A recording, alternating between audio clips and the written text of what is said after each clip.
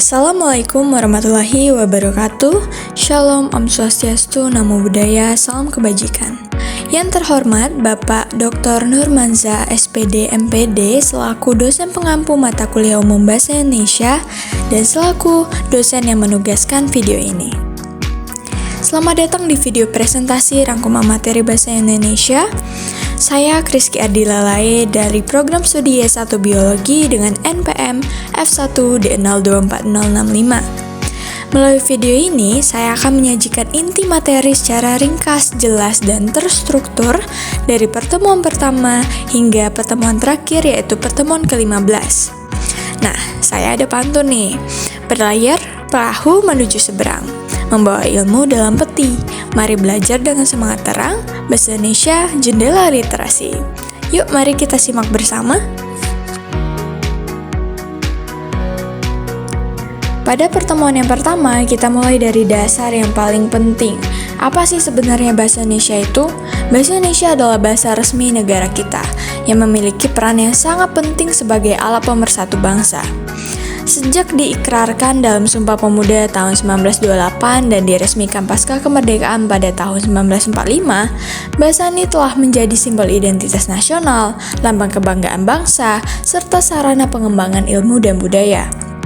Namun, tahukah kalian bahwa bahasa Indonesia itu berakar dari bahasa Melayu? Jauh sebelum Indonesia merdeka, bahasa Melayu sudah dipakai sebagai bahasa kenegaraan di Kerajaan Sriwijaya. Bahkan peninggalannya bisa ditemukan di prasasti-prasasti kuno seperti Kedukan Bukit dan Talang Tuo. Seiring berjalannya waktu, ejaan bahasa Indonesia terus diperbaharui dari ejaan Van op Huisjen yang penuh dengan simbol aneh, ke ejaan Republik oleh Suwandi, lalu ke EYD atau ejaan yang disempurnakan. Hingga yang terbaru adalah ejaan Puebi pada tahun 2022. Tujuannya supaya bahasa kita makin rapi, efisien, dan ilmiah. Pada pertemuan yang kedua, kita ketahui bersama bahwa bahasa bukan sekedar alat komunikasi. Bahasa juga menyampaikan sikap. Sikap berbahasa adalah bagaimana perasaan dan pandangan kita terhadap bahasa Indonesia. Apakah kita bangga menggunakannya? Apakah kita menghargainya sebagai bahasa ilmiah dan profesional?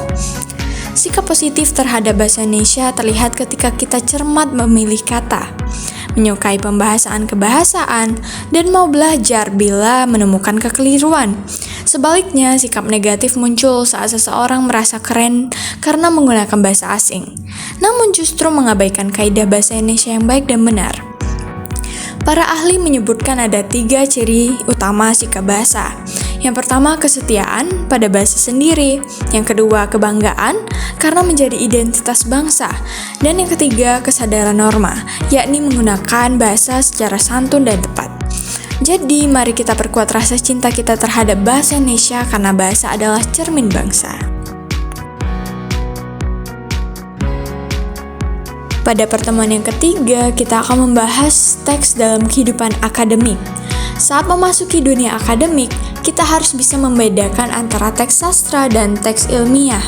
Teks ilmiah atau tulisan akademik adalah bentuk tulisan yang dibuat berdasarkan kajian pustaka maupun hasil penelitian. Tulisan ini harus objektif, logis, sistematis, dan bisa dipertanggungjawabkan. Contohnya, makalah, artikel jurnal, skripsi, hingga disertasi.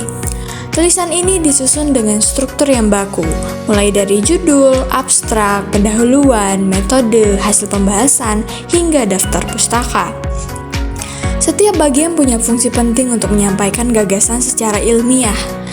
Dengan menulis secara akademik, kita tidak hanya lulus kuliah, tapi kita juga ikut membangun ilmu pengetahuan. Nah, untuk menulis ilmiah, tentu kita butuh referensi kan? Di pertemuan ini kita diajak menjelajahi dunia pustaka digital. Kita dikenalkan dengan berbagai sumber rujukan terpercaya, seperti Google Scholar, Mendeley, Ipusnas, PDF Drive, dan banyak lagi. Khusus Mendeley, ini adalah alat canggih yang bisa membantu kita menyimpan referensi, membuat sitasi otomatis, dan menyusun daftar pustaka sesuai gaya APA, MLA, dan lainnya. Praktis banget buat ngerjain tugas. Kita juga belajar cara menyusun latar belakang tulisan menggunakan kutipan yang baik. Ini penting agar tulisan kita tidak hanya opini, tapi berbasis data dan literatur ilmiah. Di pertemuan yang kelima, kita akan membahas terkait presentasi ilmiah. Kita ketahui bersama bahwa ilmu tidak berhenti di tulisan, namun ilmu juga harus dipresentasikan. Presentasi ilmiah adalah keterampilan berbicara di depan umum untuk menyampaikan hasil penelitian atau ide-ide akademik secara lisan. Presentasi yang bagus adalah yang bisa menyampaikan pesan dengan jelas dan meyakinkan audiens. Komponen pentingnya mencakup yang pertama, penguasaan materi dan bahasa yang santun.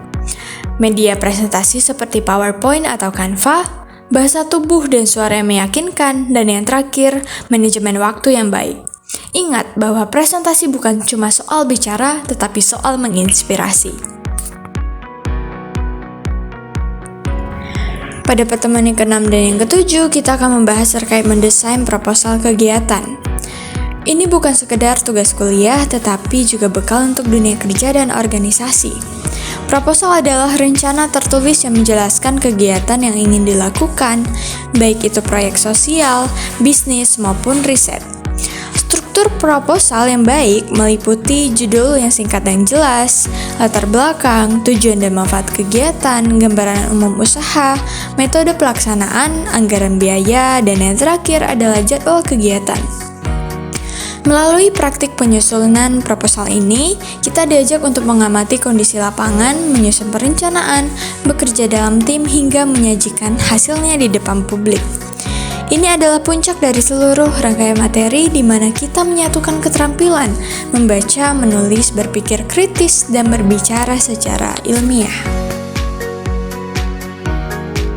Di pertemuan 11 hingga 15 ini, kita akan menjelajahi dunia penelitian dan penulisan ilmiah. Pada bagian pertama, kita akan membahas terkait apa itu penelitian. Penelitian bukan sekedar tugas akhir, tetapi usaha sistematis dan ilmiah untuk menyelidiki masalah tertentu. Menurut Sugiono, penelitian itu adalah mencari jawaban lewat proses yang rasional, bisa diamati, dan tentu saja logis. Kata kuncinya adalah ilmiah, logis, valid, dan bisa diulang. Penelitian yang baik itu harus bermanfaat, orisinal, bebas plagiasi, dan tentu bisa dipublikasikan dalam jurnal atau proceeding. Pada bagian kedua, kita akan membahas terkait siklus penelitian ala Creswell. Bayangkan penelitian seperti sebuah perjalanan yang kita mulai dari yang pertama, menetapkan masalah, tujuan tinjauan pustaka, tujuan dan hipotesis, pengumpulan data, analisis data, dan yang terakhir pelaporan hasil.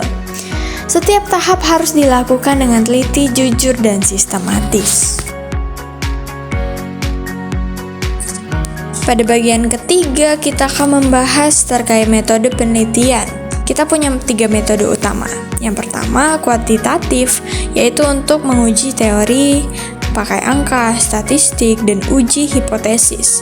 Yang kedua ada kualitatif, yaitu untuk memahami makna, pengalaman, dan budaya secara mendalam. Dan yang terakhir itu adalah campuran atau mixed method. Gabungan keduanya kuat secara angka dan kaya secara cerita. Mau pakai survei, eksperimen, etnografi, studi kasus, atau penelitian tindakan jelas, semua tergantung pertanyaan risetmu. Di bagian yang keempat, kita akan membahas terkait menyusun proposal penelitian.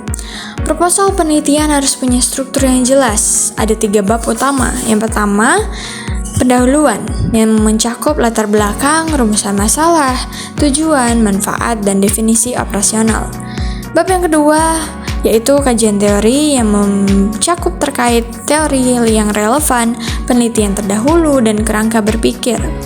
Bab yang ketiga adalah metodologi yang mencakup metode, populasi dan sampel, instrumen, teknik analisis data, dan uji keabsahan data.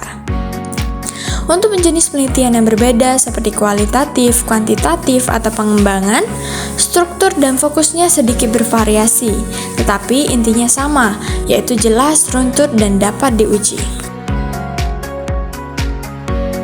Setelah penelitian selesai, saatnya menulis laporan. Nah, di bagian kelima, kita akan membahas terkait menyusun laporan penelitian, yang format umumnya terdiri dari bab 4, yaitu hasil dan pembahasan, Di sini kita akan memaparkan data, membandingkan dengan teori dan penelitian sebelumnya.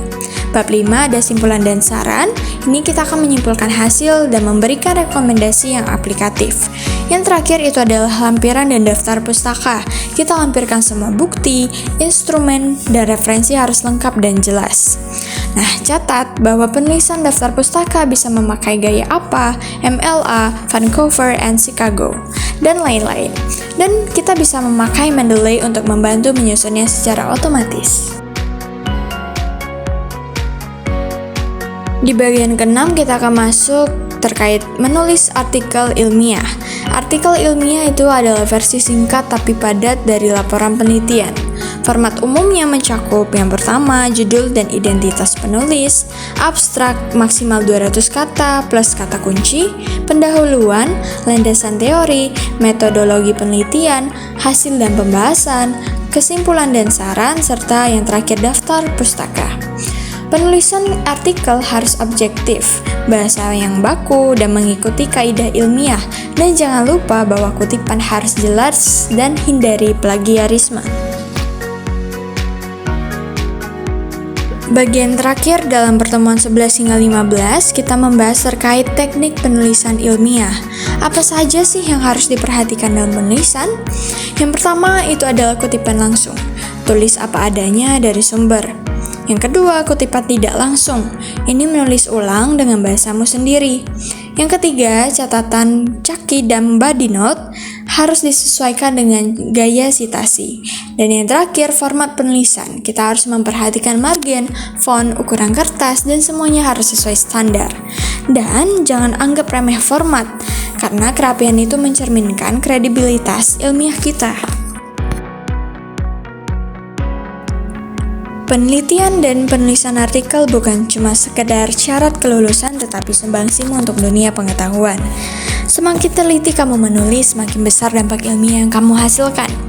Ingat bahwa karya yang baik akan tetap hidup bahkan saat kita sudah tiada. Jadi teruslah menulis, teruslah meneliti, dan tinggalkan jejak keilmuan yang abadi. Demikianlah rangkuman materi bahasa Indonesia yang dapat saya sampaikan. Semoga dapat memperkuat pemahaman dan menambah wawasan kita semua. Teruslah belajar dan mengasah kemampuan berbahasa karena bahasa adalah jendela pengetahuan dan peradaban. Saya akan menutup video ini dengan pantun penutup, menuntut ilmu hingga ke negeri seberang. Jangan lelah, terus berjuang. Sampai jumpa di kesempatan mendatang. Semoga sukses selalu menyertai langkah panjang.